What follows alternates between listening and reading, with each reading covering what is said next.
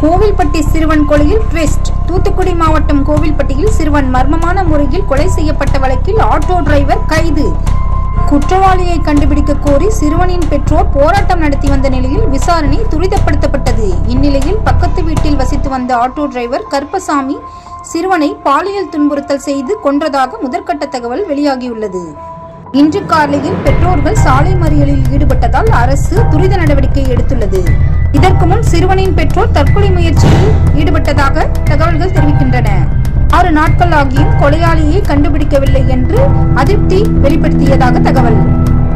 சிறுவனின் உடம்பில் எந்த காயமும் இல்லாததால் எப்படி மரணம் நிகழ்ந்தது என்பது கேள்விக்குறியாக இருந்தது. பாலியல் ரீதியாக துன்புறுத்தினார்களா அல்லது நகைக்காக கொலை செய்தார்களா என்பது கேள்விக்குறியாக இருந்த நிலையில் சிறுவன் மூச்சடைப்பினால் இறந்ததாக போஸ்ட்மார்டம் ரிப்போர்ட்டில் தகவல் கூறியது. இப்பொழுது ஆட்டோ டிரைவர் கைது இந்த வழக்கில் ஒரு முக்கிய திருப்பமாக பார்க்கப்படுகிறது.